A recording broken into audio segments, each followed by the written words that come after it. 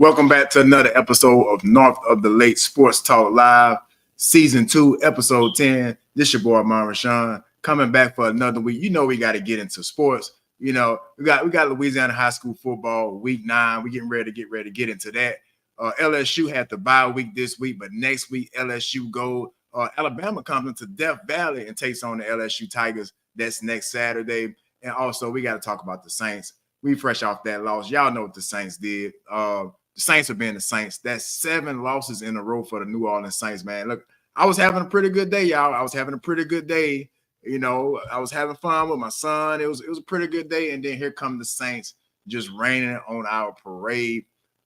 I don't know what to do with the Saints anymore, y'all. Do not know what to do with the Saints. But before we get into anything, y'all know we got to show our sponsors some love, and that's the Insurance Depot. The Insurance Depot, you can reach them at 985-618-3222. That's 985-618-3222. They have personal insurance. They can help you with business insurance, health, and life insurance. That is the Insurance Depot. Make sure you give my boy, Mr. Kevin and Miss Reva Jackson, a holler at 985-618-3222.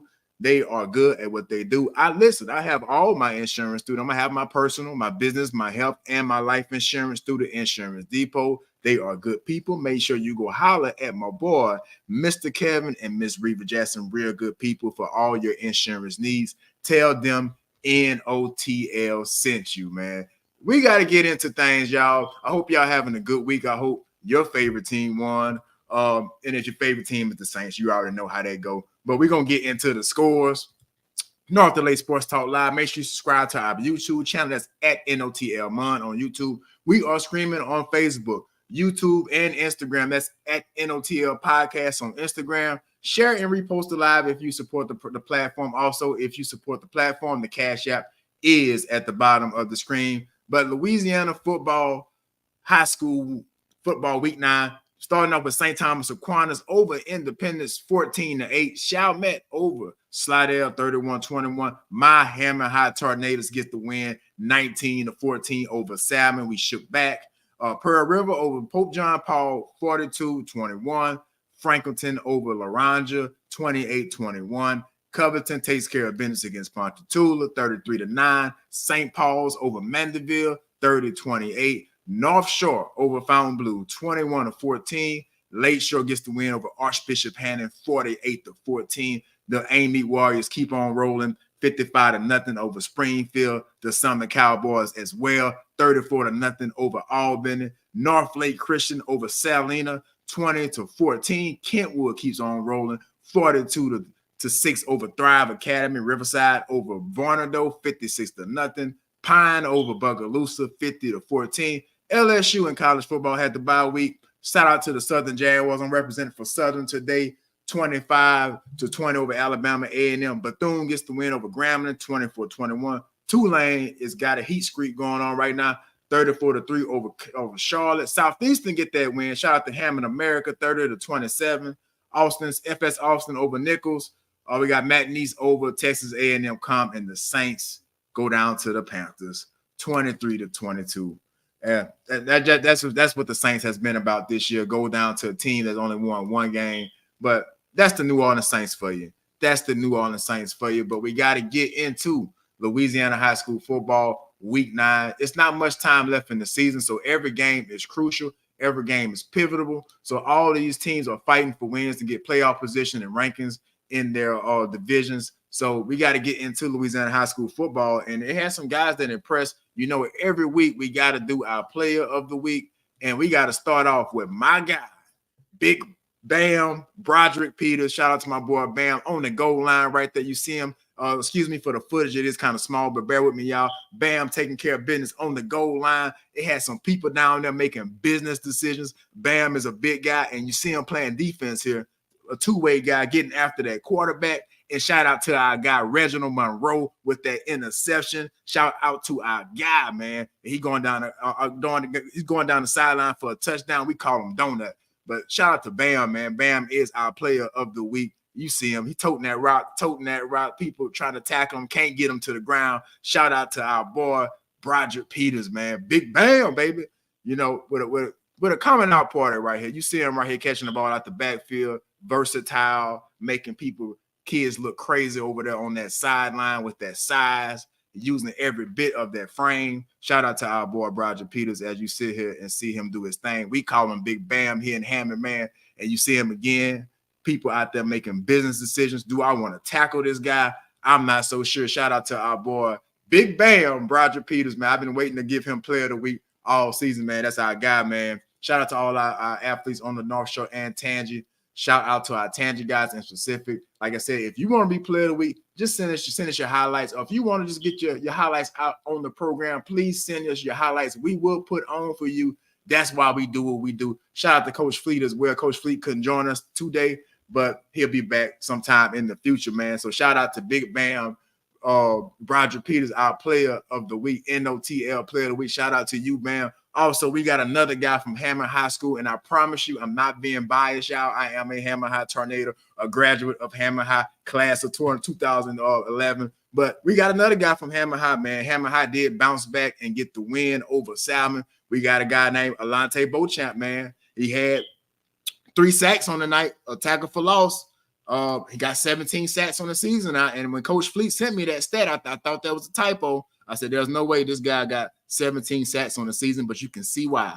He gets to the football. He gets to the football in a hurry, man. Shout out to Alante Beauchamp, man. You see him right there, man. He getting to the football, fast, physical, comes around that edge with a purpose, man. Shout out to Alante for our Hammond High Tornadoes. You see him coming right here, he causing all type of havoc in that backfield, making the quarterback get rid of it before he wanted to. He's been balling all season, man. Like I said, it's 17 sacks on the season by this young man, bro. Shout out to him. You see him getting there. He looks like he could play at the next level, man. Shout out to Alante Beauchamp for Hammond High. Once again, that's 3 sacks, 1 tackle for a loss. He had a hurry and 17 sacks on the season. I couldn't believe that when Coach Fleet sent me that. I cannot believe it. But shout out to Coach Fleet. He had some things going on today. He could not join us. And I got to shout out my guy, Kenyatta Fleet, man. I had to bring this one specific play. I thought this was a great play recognition. He's playing like he's playing some high-low coverage. He might have had the guy in the flat. Let's rewind this again. It looks like he had the guy in the flat, but he breaks off. He kind of recognizes the route, and he kind of gets that high-low, let the guy catch it in the flat. But guess what? I'm going to go back and get the interception, and that was a crucial play in that game against Salmon. Once again, shout out to my Hammond High Tornadoes. Shout out to Kenyatta Fleet. We're going to see this again one more time. Let's play it one more time. I thought this was a very, very good play, very good instincts by Kenyatta Fleet, man. He's playing corner over the right corner at the top of the screen right there. And you see he has a guy in the flat, and he said, you know what? I'll let the guy take that in the flat, but I'm not going to let them score on me. So you see him drops back here. You see it right there. He noticed ball in the air. I'm going to go get ball, and ball is mine. Shout out to Kenyatta Fleet. That was a good play, man. Look like a play that will get you playing on Saturdays, man. Shout out to my Hammond High Tornado. Shout out to our Tangy athletes and the North Shore. Once again, man, look, if y'all want y'all highlights on the platform, just hit me up. Shoot me a DM on Instagram. I know a lot of y'all are on Instagram. That's at NOTL Podcast on Instagram. And the very next guy did this. He put me on his radar, and that is Jamarian Robinson. I hope I'm pronouncing your name right, young brother, but I'm glad you did send me your highlights because I'm very impressed with Jamarian Robinson out of St. Helena Academy. This is a punt return for a touchdown. You see him with the moves, man. He even got a text message. He said, you know what? I don't got time for that text message. I'm taking this thing to the house, man. Shout out to Jamarian Robinson, man. I haven't seen a whole lot from St. Helena, so I'm so glad this man sent me his highlights. And look at this hit right here. I mean, he coming up and brutalizing kids, man. Shout out to him, man. He playing that old school football. I want to see that again. Let's rewind that to the beginning. Let's see this hit one more time by Jamarian Robinson out of St. Helena, man. Shout out to St. Helena, man. Check this hit out. I mean, he sees it. He go get ball, and you know what? I'm going to put this dude in the air because we ain't going to let him run that no more. Shout out to him, man. We got another play by our brother right here, man.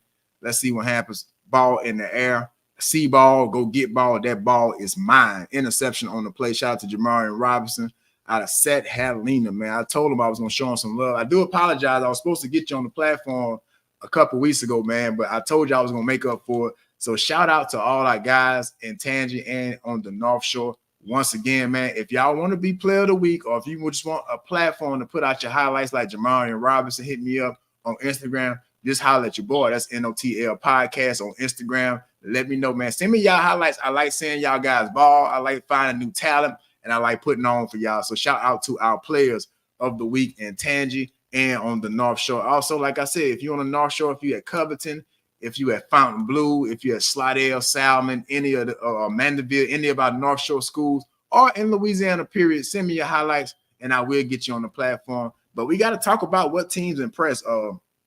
First thing first, you know, I am a graduate of Hammond High School. My Hammond High Tornadoes, I got to give a shout out to Coach Buckles and the Hammond High Tornadoes. They get back on track where they win against Salmon 19-14. They improved to 5-4 on the year, and their playoff chances are looking better.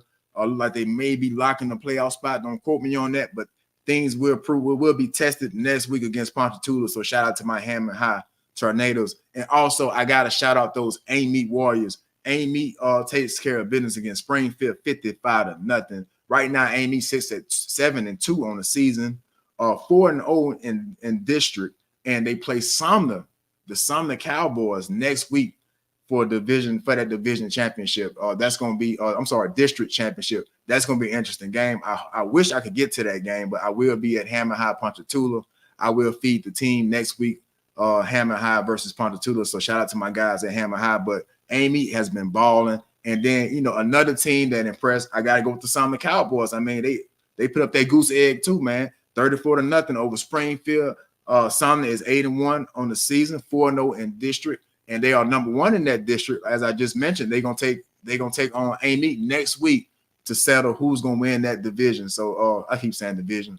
I got the Saints on my mind, y'all. Please forgive me. The Saints just, you know about the Saints. But shout out to the Sumner Cowboys. It's gonna be interesting to see going forward. That's gonna be a great game. Sumner versus Amy next week. I wish I could catch that game, but I will be at Hammond High versus Ponchatoula. You know, I got to show my Hammond High Tornadoes some support, and I got to go show how much I hate Ponchatoula. But no pun intended. We love all our guys in Tangent and the North Shore. Shout out to Ponchatoula as well, as hard as it was for me to say that. We also got game of the week. I choose game of the week, St. Thomas versus Independence. Two teams that's been kind of having a tough season, but it was a tough fought game. St. Thomas did get the win. 14-8 over the Independence Tigers. Shout out to Independence and St. Thomas. That is my game of the week. And I wanted to give them some love here on the platform, man. Shout out to all my high school guys that are watching on Instagram. I know a lot of y'all do support me on Instagram, and I'm checking in right now. I see some of y'all right now on the live chat on Instagram. Shout out to you guys. I'm not going to spend a lot of time this week on it, but, man, I just want to tell y'all, you know, you got one more game left. It's almost playoff time right now. And just fight. You know, a lot of teams right now are fighting for playoff contention. I think LaRondra is in the mix. I know a couple of teams like Amy and some that probably have clinched them a playoff spot. Hammond High is in the mix as well. We all know about Amy, and we all know about Kentwood as well. You know, Kentwood has got more titles than a lot of us got playoff appearances. So shout out to Tangi. Shout out to all our schools here on the North Shore as we get ready to go into playoff time. This is week 9, so next week will be the final game of the regular season for our high school guys. So shout out to you, man. Y'all keep fighting and go make some noise in the playoffs for Tangent and on the North Shore. Shout out to everybody that's watching this live right now, especially my high school guys. I got to shout out my high school guys. As we are nearing the season, man, I got to show some love to y'all, bro. Y'all is my number one supporters. So, whatever I could do for y'all please let me know. Like I said, all my information is pretty much at the bottom of the screen. That's at NOTL Podcast. It's at the bottom of the screen. If there's anything y'all need me for, please give me a holler. If I can help you, I will help you. Also, shout out to Coach Fleet and Miami Fitness. I know a lot of you guys train with Coach Fleet. If you haven't made your way over there to train with Coach Fleet, please give Coach Fleet a holler, man. Just type in Coach Fleet on Instagram. I think that's his name on Instagram, or Coach Fleet anywhere on social media, or just give me a holler and I can get y'all hooked up with Coach Fleet as well. So shout out to Coach Fleet, and I want to shout out all our high school guys once again for supporting the platform. I do this for y'all. So, if there's anything that y'all need me for, please give me a holler. I'm on every social media just about. So however you want to get in contact with me, just hit me up. Say, hey man, I need you for this. I need you for that. Maybe you can give somebody a call for me. I'm here for y'all, and shout out to y'all as I get ready to move on to these LSU Tigers. But before I move on to those LSU Tigers, I gotta give some more love to our sponsors, and that is the Insurance Depot. You can reach the Insurance Depot at 985-618-3222. That's 985-618-3222. You can get personal insurance, business, health, and life insurance through the Insurance Depot. They handle all my insurance needs for me. Those are my people. That's Mr. Kevin and Miss Reva Jackson. The numbers on the screen, that's the Insurance Depot. They also do taxes, but make sure you go get some life insurance. Life insurance is very important. If you don't get anything else for your kids, for your family, please give my people a holler at the Insurance Depot. That's Mr. Kevin and Miss Reva Jackson. That's at 985-618-3222. That's 985-618-3222. That's the Insurance Depot. And I do thank y'all for tuning in. But we got to move it right along. I'm going to get y'all out of here kind of quick tonight. And we got to talk about, right now, LSU did have a bye week this week. And I'm kind of thankful for that. I wasn't, on the edge yesterday. I was able just to watch some college football and enjoy myself. Whenever I really do enjoy when LSU have bye weeks, because that gives me a chance to watch the rest of the country and see what's going on with the rest of college football. But, as LSU gets ready to take on Alabama, we all know how important of a game this is always. It seems like every year this is the most important game for LSU going into Alabama. Nick Saban is no longer there. So now we got to deal with a guy named Kalen DuBois that came from Washington. You know what Washington did last year in the championship game against Michigan. So Kalen DuBois is a qualified head coach, is a good coach. Alabama has not been looking like Alabama of lately. Not that they aren't talented, not that they aren't good, but they just not that Nick Saban type of good to where they look invincible. So we got to break this thing down, man. The question is asked, who has the advantage? LSU versus Alabama. And right now, I'm kind of in the middle right now. And it's interesting right now because ESPN has Alabama as a 68% chance to win this game and LSU a 31% chance. And I'm kind of surprised by that, to be honest with you, because I think both teams have been inconsistent. I think both teams are good teams, but to be 68% Alabama, I mean, it's got to be some type of bias up in there, right? I mean, I think LSU can beat Alabama. Let's be clear. I'm not going to pick either way today. Well, I may give you a score prediction or something at the end of the breakdown, but I don't know. I think it's closer than what ESPN is giving. I think LSU has a better than a 68% chance to beat Alabama. Let's be clear. Because right now I'm looking at Alabama. I think, like I said, both teams have been inconsistent on offense. Jalen Miro for Alabama isn't necessarily lighting it up right now. On the season, Jalen Miro has 1,900 yards, 13 touchdowns, 6 interceptions. Nothing to brag about, but Jalen Miro is a threat on the ground, as you may know. Garrett Nussmeier, much better stats than Miro if you're just looking at the stats, right? So Nussmeier has 2,600 yards on the season, 20 touchdowns to 9 interceptions. Garrett Nussmeier has been a little more turnover prone. We all saw that in the last game against Texas A&M. So, next week, this is going to be a game that Garrett Nussmeier has to protect the football. I mean, if LSU doesn't protect the football against Alabama, I don't care if Saban is there or Saban is gone, retired, or talking on college football game day, you can't turn the ball over in this game because Alabama is capable. We all know what Jalen Miro has done to LSU in the past with his legs. So it's going to be an interesting game to see what approach this LSU coaching staff takes in this game against Alabama. I mean, because I'm looking at both teams and both teams have been inconsistent. So this is going to be something to watch for. And one of the concerns that I do have in this game is Alabama has a freshman wide receiver in Ryan Williams, pretty much a phenom out of Mobile, Alabama. On the season, and I want you to keep in mind that this guy is a freshman, right? Ryan Williams is, like I said, out of Mobile, Alabama, 6 foot, 175 pounds. You could tell he's a freshman with that type of weight. He probably will put more weight on him as he is at Alabama, but he has 35 receptions on the season, 700 yards and 7 touchdowns, and averaging 20 yards a catch, man. For a freshman, that's pretty impressive. I'd take that.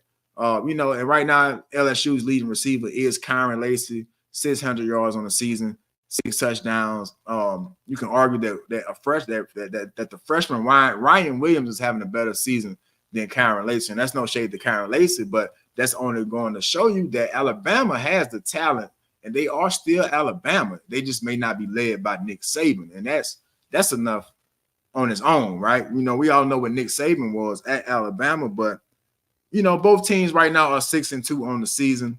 I will give LSU the slight advantage, and I'm gonna tell you why. I give LSU the slight advantages because LSU has been improving. Despite the loss to Texas A&M, which I broke it down last week. I thought that was more X's and O's and strategy from the LSU coaching staff. But when you look at just talent and what each team has, I think it's pretty even match. And I give LSU the edge because I think LSU does have the better quarterback. And now when I say quarterback, I mean a guy that can throw the ball, sit in the pocket, make the reads. But Alabama definitely has the better athlete. You know, a lot of criticism that LSU fans has had of Garrett Nussmeier is he doesn't take the ball and run. He just kind of sits in the pocket. That's not what Jalen Miro is. So, you know, hopefully I think that LSU's defense will have a plan for Jalen Miro, some type of spy. So we're going to see what Blake Baker does with this LSU defense. Did pretty well against the guy versus Arkansas. I can't call that brother's name right now. But the quarterback from Arkansas was kind of similar to Jalen Miro. You know, relied on his legs a lot, can extend the play. So I'm pretty confident that Blake Baker will have a plan for Jalen Miro versus what we seen last year against Alabama, where it didn't even have a spy on Jalen Miro. They just let him do whatever he wanted to do. So I'm pretty confident that this LSU defense this year is much improved and will be able to stop Jalen Miro. And I think that's where it's going to get interesting at because, you know, if LSU can't limit the turnovers, I do like LSU as the favorite, even though, like I said, ESPN has Alabama as a 68% favorite to win this game. And LSU at 31. I don't think it's that far away. I mean, I think what is the spread? Let's see if I can see what the spread is on this game. So they're giving Alabama 2.5 points in this game to beat LSU. And I think that's about right. I think that's about kind of where I'm at with it, but I think LSU might be my favorite about 2.5 points. So we're gonna keep an eye on that spread and see if the spread moves. But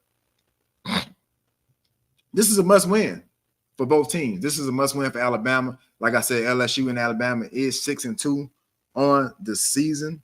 Both teams have lost to teams that they probably shouldn't have lost to. Even though Alabama losses look a little better than LSU at this point, because we've seen Texas A&M go down to South Carolina yesterday. So that doesn't look well for Brian Kelly. That doesn't look well for the LSU Tigers. That's not going to look well in the eyes of the College Football Playoff Committee either. So LSU is going to have to really prove themselves against Alabama, against Florida, against Vanderbilt and Oklahoma coming up for the rest of the season. I mean, they're going to have to really take care of business in order to be in contention for the college football playoff, because it's not even a gimme right now if they win out. You know, it's a lot of good teams out there. You know, you got the teams, you got the Boise States that's, you know, kind of out there looking on the outside looking in, and Notre Dame, who's not in the conference. So it may be kind of challenging for LSU to get in the college football playoff if a Georgia keeps winning, if a Texas keeps winning, even an Ole Miss keeps winning, and all those teams. So it's going to be interesting to see. And also Texas A&M has a game up on LSU because they beat LSU, even though they lost to South Carolina. So it's going to be interesting to see what the LSU Tigers do against Kalen DuBois and the Alabama Crimson Tide as they come into Baton Rouge. Let me make sure that game is at home. Yes, that game is at home for the LSU Tigers. So you're gonna have Death Valley behind the LSU Tigers. So that's why I give LSU the nod, because they are in Death Valley, man. I mean, come on. It's at night, Death Valley. We're going to see if Alabama can make it out alive. You know, Les Miles said Death Valley is where opponents' dreams come to die. So we're going to see if Alabama can withstand that crowd in Death Valley going into this Alabama versus LSU game next week. That's going to be at 6:30 on ABC and ESPN Plus for everybody who may want to watch that game. It's going to be 6:30 on ABC and ESPN Plus. And you know, when I started kind of thinking about this game, and thinking about what team needed this win more, But I think these coaches, I think both coaches, Brian Kelly and Kalen DuBois, I think both of these coaches need this win very, very badly. And I think it's more pressure is on Brian Kelly right now. Because Kalen DuBois is a first-year head coach at Alabama. He's not doing terrible. I mean, he at least is keeping the program stable. I can kind of compare it to the situation at Michigan right now with head coach Moore. I can't think of the guy's first name at Michigan right now that took over for Jim Harbaugh. Michigan doesn't look the same. You're right. Michigan is not going to make the college football playoffs. I think they have 3 or 4 losses right now. So that program looks like it's kind of regressing. But Alabama looks like it's kind of maintaining, but not necessarily getting better right now under Kalen DuBois. Like I said, they are 6-2 on the season, 3-2 in SEC play. But they do have losses to Vandy and Tennessee. Like, had Nick Saban still been in Alabama, you would have probably never said those 2 words. Losing to Tennessee and Vandy. I mean, I don't think that would have ever happened in the Nick Saban era, but it is what it is. But Alabama did go down to Vandy and Tennessee. They haven't looked as disciplined under Kalen DuBois as Nick Saban. You know what Nick Saban was. He was an iron fist. He ruled with an iron fist. It was either his way or the highway. I don't see that with Kalen DuBois. I see guys out there on the sideline wearing medallions and chains and all that type of stuff and just flossed out, on the sideline. You'd have never saw that with a Nick Saban coach team. That's all I'm saying.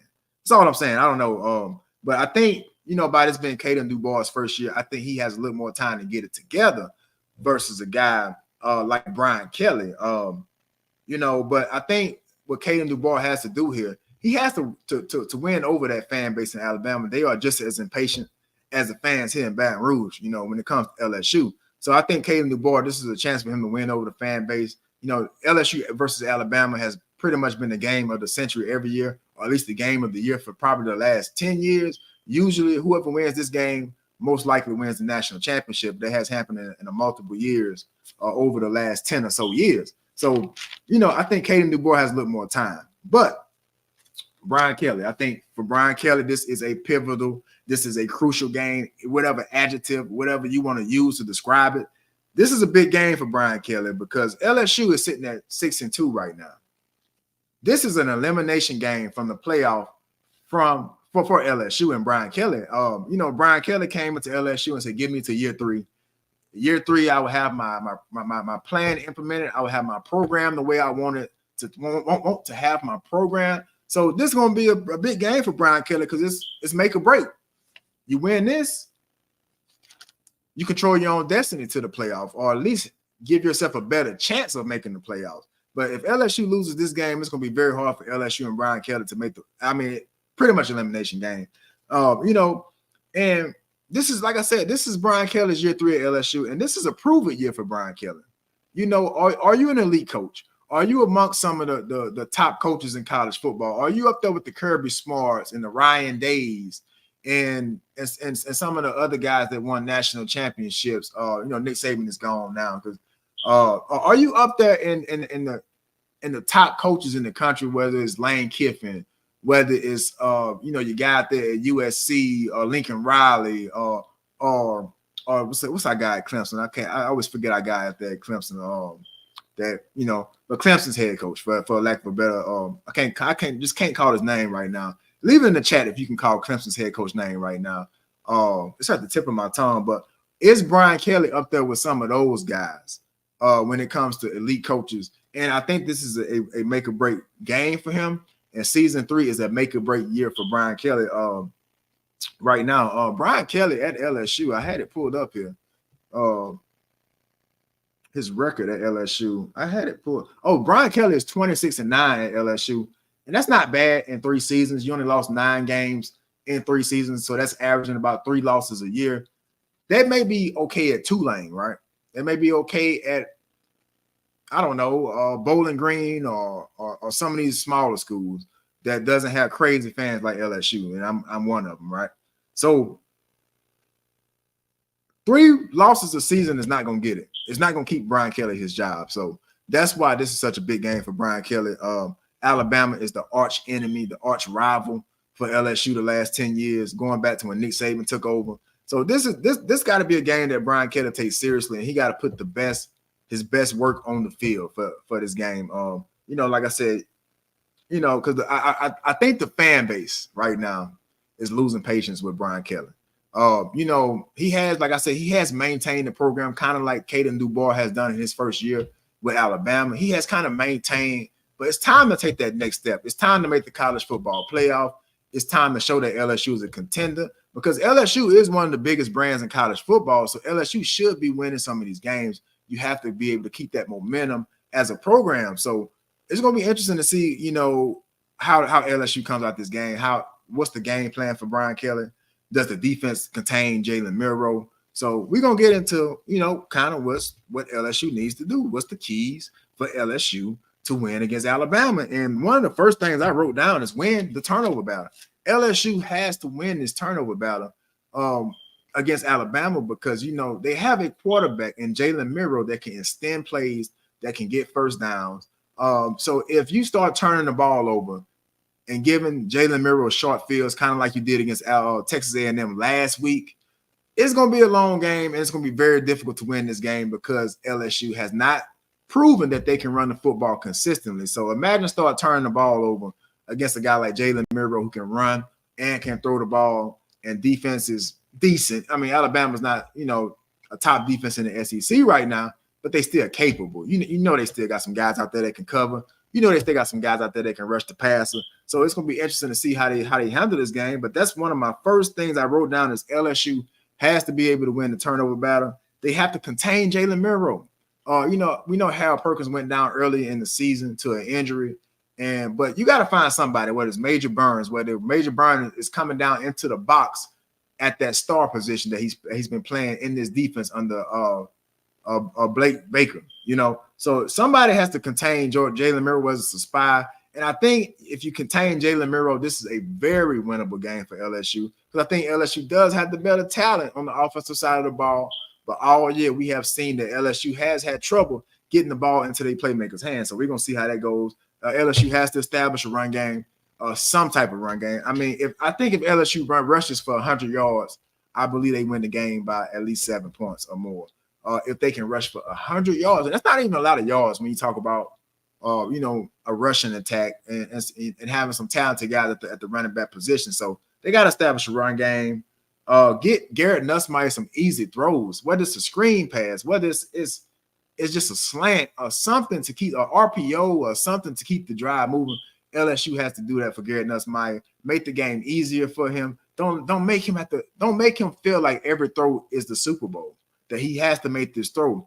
Break the game down, slow the game down for him. Give him some easy passes to be able to keep the drive moving, get first downs. And I think LSU will be just fine here. And one of the most underrated things that a lot of people don't think about when it comes to football is special teams. Special teams have to be flawless in this game. They have to be crisp,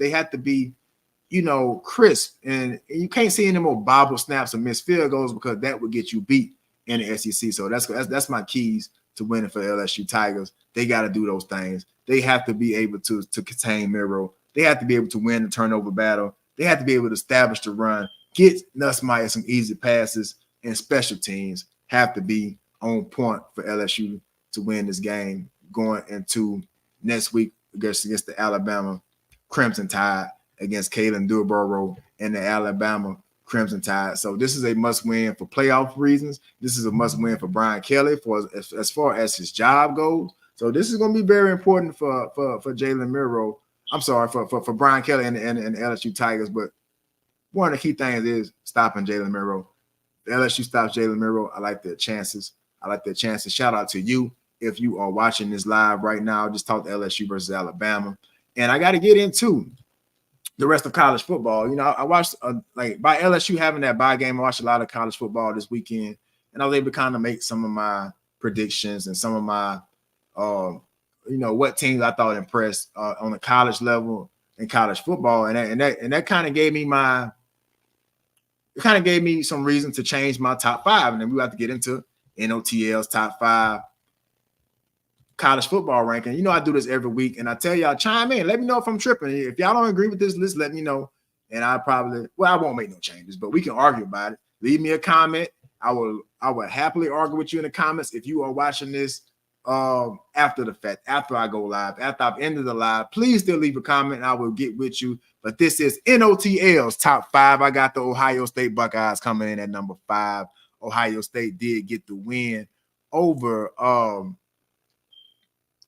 Penn State late in that game. And I kind of predicted this game. I said, I had Penn State coming in at number 4 last week, but I said, you know what? Penn State is probably going to lose to Ohio State. So I'm just going to hold Penn State at number 4 until they show me otherwise. And they did show me otherwise. Ohio State did show that they was the better team in that game. So I got Ohio State coming in at number 5 as they continue to get better. I got Texas coming in at 4. Texas, I do believe Texas is one of the best teams in the country. I think they have 2 quarterbacks. They may win a national championship for the Texas Longhorns. So that's why I got them coming in at number 4. I do believe they had a bye week this week. I didn't see them play, but if I'm wrong, please let me know.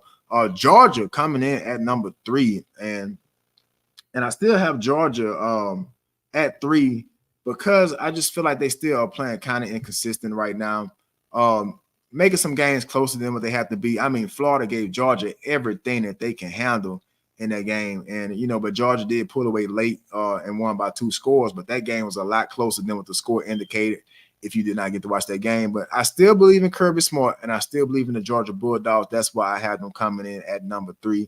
And I got the Miami Hurricanes and Cam Ward coming in at number 2. I think Miami can make a case for being the best team in the country because they have the best player in the country at the most important position, and that's at quarterback, and Cam Ward. And Cam Ward keeps on balling, man. Miami's going to surprise some people, y'all. I've been having Miami in my top 5 for the majority of the season. Some people may not have agreed with that, but I think Miami is one of the better teams in the country. They struggle early, but they pull away late because they have a guy at quarterback that is a generational talent in Cam Ward. And you got to respect his story. A guy that wasn't highly recruited, transfers a couple times to end up in Miami. And from every odds bet, sports bet, anything that I see, that Cam Ward is the favorite to win the Heisman right now, as of right now. And coming in at number 1, I have the Oregon Ducks. I got Oregon at number 1 because Oregon looks like the most complete team. They got them unis. The unis looking good. The quarterback, Dylan Gabriel's looking good. They look so flawless and just so prepared on offense and on defense. Just like they have no weaknesses. They did, like I said, they did kind of struggle early on in the season, with that tight game against Boise State. But it proved to be not that bad of a game because Boise State has been clicking on all cylinders. They got the Genty guy who's also a Heisman candidate. And they just keep winning on football games. The Oregon Ducks. So we got the Oregon Ducks coming in at number 1 in the country. Let me know what y'all think in the chat. Let me know if I need to make some adjustments to that list. If you got some concerns about that list, but I do got Oregon coming in number 1. Let me know what y'all think about that. I got Oregon 1, Miami 2, Georgia 3, Texas 4, Ohio State 5. I think that's the best top 5 I had all season. To be honest with you, because all those teams are respected programs, historical programs, programs that recruit well, programs that's well coached as well. So that is my top 5 for the week. And then I always ask this question: who's the best team in the country? And right now, I'm going to switch things up. I've been saying Georgia, even though I might not have Georgia ranked at number 1. I think it's Miami now. Watching that performance against Cam Ward, I forget who they played, but it just looked different. He looks like the no doubt best player in the country in Cam Ward for Miami. So I'm gonna go with Miami. I think Miami. I'm gonna stand on the limb for Miami. I think Miami is the best team in the country right now. Shout out to Miami, the Miami Hurricanes. I do believe they're the best team in the country. So it's gonna be interesting to see going forward if they can continue their winning ways. I'm not sure if they have Clemson on their schedule, but that should be a very interesting game. Even if they meet in the ACC championship, I would love to see how that come out. But I got Miami, y'all. I said Georgia in the past, but Georgia's still kind of playing inconsistent. Miami may get off to a slow start, but they finish. And they got the guy to do it in Cam Ward. Cam Ward, it's one of the better players I've seen in a while. Kind of reminds me of Jaden Daniels, but I think he's not as maybe fast as Jaden, but he can throw like Jaden. He can extend the play. So that's a dangerous recipe. Especially when you go into the playoffs, a guy that can extend the play. We saw what CJ Stroud did in that game against Georgia, even though they didn't win that game. But he was able to extend the play, and that was one of the best games I ever seen about quarterback was that game, CJ Stroud played against Georgia in that championship game. So I think there's a lot of comparisons to make between Cam Ward and CJ Stroud and Jaden Daniels. It looks good, and the Miami Hurricanes looks good. Let me know what y'all think. I do have the Miami Hurricanes as the best team in the country right now. Let me know what y'all think in the chat. But before we go on, once again, let me get some love to the sponsor. That is the Insurance Depot, 985-618-3222. Before we get and start talking about these Saints, they can help you with personal insurance, business insurance, health, and life insurance. Please give them a call at 985-618-3222. That's Mr. Kevin and Miss Reva Jackson. Tell them NOTL podcast sent you. Tell them I sent you. Those are my people over there at the Insurance Depot. And before I get ahead, I almost wanted to take a drink before I start talking about the Saints. Honestly, y'all, I'm dreading talking about the Saints right now, but we got to talk about the New Orleans Saints. We got to talk about the Saints, right? This is North of the Lake, Louisiana show. Saints fan, nonetheless. And I have to talk about the Saints, even though I don't want to talk about the Saints. You probably can hear my voice. I just got monotone and just depressed even thinking about the Saints. But the Saints dropped the game to the Carolina Panthers, the 1-7 Carolina Panthers, who haven't looked like anything all season. The Saints made Bryce Young look like a pretty good pick for the Carolina Panthers. And credit to Bryce Young, he looked better on the night. But I mean, I don't even know how the Saints lost this game. These are one of these games that I walked away from and I was confused. I'm like, how did the Saints lose this game? I even saw a graphic. Check this graphic out, right? Check this graphic out. The Saints outgained the Panthers. Shout out to Bill Barnwell. He tweeted this. The Saints outgained the Panthers by 150 plus yards, ran for 150 plus yards, and won the turnover battle. Over the last 20 years, teams have gone 275-0 with that formula. Now it's 275-1. Leave it up to the Saints. Leave it up to our New Orleans Saints to make history in all the wrong ways. Like I said, I don't even know how the Saints lost this game. I watched this game, and I really don't have a take for y'all. I mean, just not good football. I mean, you can go from top to bottom, from head coach to quarterback to defense to defensive coordinator to the guy that's giving them water on the sideline to the mayor of New Orleans. I don't even know what Mayor Cantrell got to do with this, but somebody got to take the blame for this, all right? I don't know what happened. I'm just being honest with you. I mean, you can read the stats, and the Saints dominated in statistics. Derek Carr was 18 of 31, 236 yards on a touchdown, 92 quarterback rating. Alvin Kamara is probably his best. I think this is Alvin Kamara's best game of this, maybe of his career. I don't even remember Alvin Kamara ever rushing for this many yards. 29 carries, 155 yards. He also added 60 yards receiving. Taysom Hill had a pretty decent game. He ran over some people, in classic Taysom Hill form in fashion. He had a touchdown on the red zone. He had a couple passes he caught. I don't know how the Saints lost this game. But credit to Bryce Young. Bryce Young did look better. I'm happy for that, brother. He did look better on the day. He had, and remember, this is by Bryce Young standards. He was 16 of 26, 171 yards, a touchdown and interception. But he looked good. He looked like an NFL quarterback for one of the first times I watched Bryce Young. But yeah, I don't know. I don't even have a tape for you here. I don't even know how the Saints lost this game. I wrote some things down. And the Saints defense only gave up 50 yards of total defense. Like, I don't even know how they lost this game, y'all. But it's been consistent with the Saints. They just cannot finish games. Alvin Kamara said it. It's okay to blow everybody out. But what about the close games? What about the close games with the Saints? That's been the recurring theme with the Saints. And it's starting to show here. It's starting to show. I don't know what happened, y'all. Just lack of talent, lack of coaching ability. I thought the offense looked pretty good at times. I thought Derek Carr looked pretty good at times. But it just didn't come together. There's just something strange about this New Orleans Saints team. They're not even just that bad, but they're not that good. But they lose games they have no business losing. I don't know. Y'all let me know what y'all think in the chat. I don't even know what to say about the Saints right now. And, they got me asking the question, is it time for a change in New Orleans? I'm just sit back because I'm flabbergasted. I don't know. I'm just read off this paper. I wrote some things down. I think it is a time for a change in New Orleans. I think it's time for a change in New Orleans, y'all. Dennis Allen is 18-25 as Saints head coach. This team just lacks fire. It just they don't look fired up as they used to be. You remember when a guy would catch an interception or create a turnover, they would go celebrate in the end zone and take the picture all bossed up and everything like that. I don't even see that no more. No type of energy with this team. I think it's time for a rebuild. I think it's time to get rid of all the older guys, some of the DeMario Davises, and we love DeMario Davis. We love Cam Jordan. We especially love Tyrann Mathieu by him being a former LSU Tiger and a New Orleans Saint. But it's time to get rid of some of these older guys and just clean house and just start fresh. I think that's what the Saints need, y'all. I don't have too much for you here. I don't. I just gotta be honest with you. I don't even know. I mean, I give you my biggest takeaway, but I think it's time for a change in New Orleans. And I wouldn't be surprised if the Saints goes with the offensive coordinator and Clint Kubiak, because the offense looks decent when they're healthy. Well, even a little above average, I would say.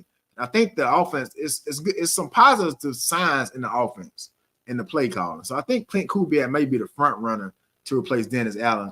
I would not be surprised if Dennis Allen doesn't make it to Monday evening before he's fired, or maybe next week. I don't know. Mickey Loomis is unpredictable. Maybe any other GM in the NFL probably would have fired Dennis Allen, but we don't know what Mickey Loomis is going to do. But it's time for a change. But let me give you my biggest takeaways so I can get y'all out of here. The Saints they're just not good. They're not good on any level. They're not good on defense anymore. That was the strength of the team under Dennis Allen as the defensive coordinator, and when he took over for Sean Payton as the head coach. They're just not good. Dennis Allen doesn't seem to be a great leader. I don't ever see him getting into the refs' face and screaming. You got to do that sometimes just to make your team know that you got their back. I don't see that. I don't see any accountability. Injuries are plaguing the team as well. That's one of my takeaways. And I think it's time to start tanking. I think it's time to start tanking for the Saints. I mean, I don't have anything good to say about the Saints. You know how your mama say if you ain't got nothing good to say, don't say it at all. I'm kind of right there right now, but I think it's just time for the Saints to start tanking for a top quarterback, whether it's Shadur Sanders, whether it's Cam Ward, whether it's your boy out of Georgia. It's time to start tanking, to be honest with you. The Saints are 2-7, out of playoff contention. I mean, it would have to be a miracle. I mean, Jesus would have to come back and resurrect this team for them to make the playoffs. And I don't think any of us ready for that either. We got to still get our life together, right? But it's not looking good. It's not looking good for the Saints. I mean, next week, we can talk about the Falcons next week. Saints got the Falcons next week.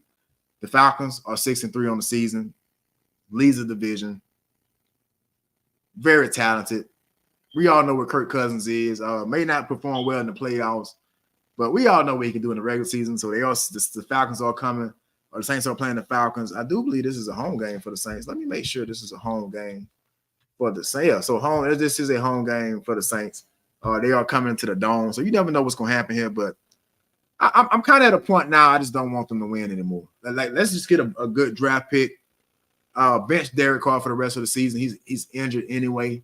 Let Spencer or Jake Hayner take this thing and just chalk up some losses. I mean, I don't know. Falcons have a really good defense too coming into this game, so it's gonna be interesting to see how can this offense move the ball. Can Clint Kubiak dial some things up against the Falcons? And I think the Saints are going to try to win. Let's be clear. As much as we as a fan base may want the Saints to tank, I think they still going to win. Try to win games. You got to be able to do that as a head coach in the NFL and as players. I don't think the players is going to allow themselves to just go lay it down. But I think it's time for the Saints to start tanking, and I think it starts here against the Falcons. I hate to say this on this platform, but I don't like the Saints' chances to even win this game against the Falcons. I mean, let's check out. Let's go to the numbers here. Kirk Cousins having a pretty good season, 2,100 yards, 14 touchdowns, 7 interceptions. Derek Carr has been a little hurt, but he got eight touchdowns on the season, 4 interceptions. Derek Carr hasn't even threw for 1,000 yards yet on the season. I know he missed those 3 or 4 games, but it just doesn't look good. Brian Robinson has been having a good season for the Falcons. 500 yards, 4 touchdowns. Him and Alvin Kamara is very similar in stats. Kamara got 500 yards on the season, 6 touchdowns. Drake London is the Falcons' leading receiver, 500 yards, 5 touchdowns. By the way, prayers for Chris Olave. He did go down, but I heard in that game he was carted off and sent to the hospital, but I heard he is doing better. But I don't like the Saints' chances in this game, y'all. I got to be honest with you. I have to be honest with you, but that's all I got for the Saints tonight.